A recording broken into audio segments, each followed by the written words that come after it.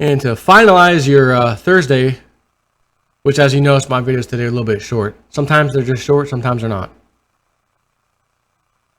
Just depends on what's happening, what the news is, the realist news cycle is.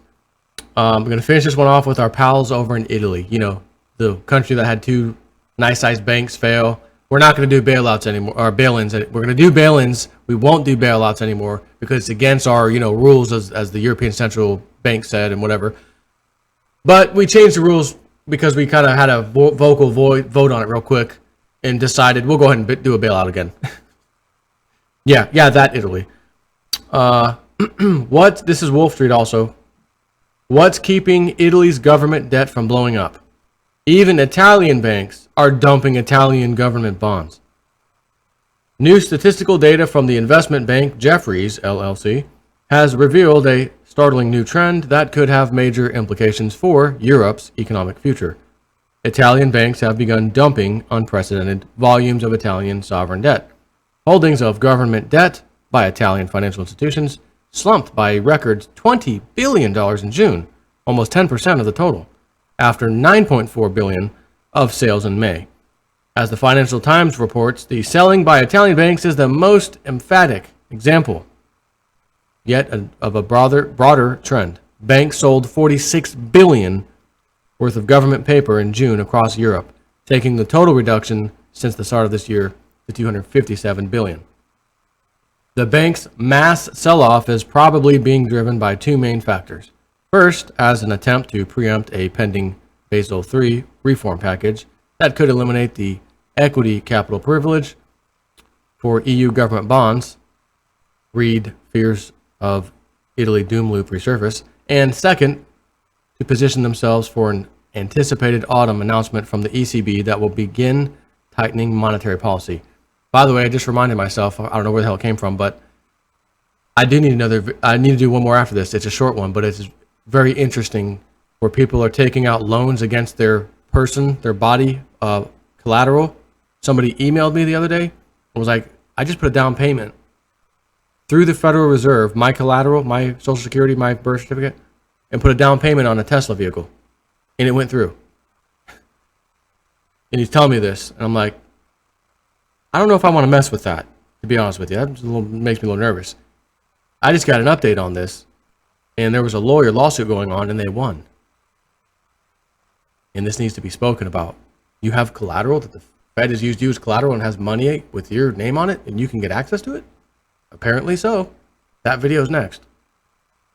And it's essentially a link to two other videos, is honestly all it's going to be, but I'm not going to put it in here. I got to give it the proper title. And second, to position themselves against anticipated autumn announcement from the ECB that it will begin tightening monetary policy. Maybe we are seeing an indication of Italian banks catching up with what their counterparts in Spain have known for a long time, that sovereign debt is not the place to be in a world of rising interest rates, said Jefferies' senior European economist, Marcel Alexandrovich Osten-Powdersvich. But then, who's buying it? The answer? In the case of Italy, the European Central Bank is, and its Italian branch office, the Bank of Italy, where Italian bank deposits rose by 22 billion euros in June and 50 billion since the start of 2017.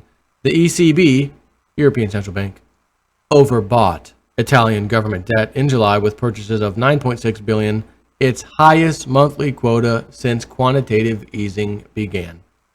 As Italian banks offload their holdings, the ECB, with Italian native and former Bank of Italy Governor Mario Draghi at the helm, is picking up the slack. In doing so, the central bank surpassed its own capital key rules by which member state debt is bought in proportion to the size of each country's economy. By contrast, the ECB's German bond purchases slipped below its capital key rules for the fourth month in a row, which further depressed the spread between Italian and German 10-year debt to 152 basis points, its lowest level of the year. This spread is artificial, derived from the ECB's binge buying of European sovereign bonds, particularly those belonging to countries on the periphery. A report published in May by Astalon Capital revealed that since 2008, 88% of Italy's government debt net issuance was acquired by the European Central Bank. in Italian banks. At current government debt net issuance rates, and announced QE levels, the ECB will have been responsible for financing 100% of Italy's deficits from 2014 to 2019. That was before taking into account the current sell-down of Italian bonds by Italian banks. In other words, Italy's government has grown wholly dependent on the European Central Bank for funding at artificially low rates. In that time, the country has become home to the largest public debt pile in the EU, the whole EU, worth 2.279 trillion euros in May, despite being the region's fourth largest economy, behind Germany, France, and the UK. The European Commission has repeatedly threatened to impose fines for breaching EU budget rules, but it never did. It would be the ECB that would end up paying them anyways, right? Can't find something that you're going to pay for. I'm going to fine you for leaving the door open and letting the air escape. Who's going to pay for that? I am. Oh, yeah. Kids, leave the damn back door open one more time and I'm going to fine you. Oh, wait, you all don't work. I'm the only one that works. Never mind. Keep the door open. I'll pay for it. That's a little analogy. Clearly, this arrangement cannot last forever. Over the coming months, if Italian banks continue to reduce their holdings of Italian debt, the ECB will have to continue buying these bonds. After all, there's virtually no one else in the market left to pick up the slack. But even the ECB has its limits. It can only buy up a maximum of 33% of a given nation's debt. In the case of Italy, it's already approaching the 25% mark. According to Alliston, once the limit is reached, the only way for the game to continue is if, over the following 6 years, non-banks, the very same investors who used QE as the perfect opportunity to offload the immense risk of holding Italian liabilities onto the Bank of Italy, and then onto the Euro system, increase their purchase activity up to 7 times that of which has been the last 9 years. Do you think that's going to happen? Not a chance in hell. That is not going to happen.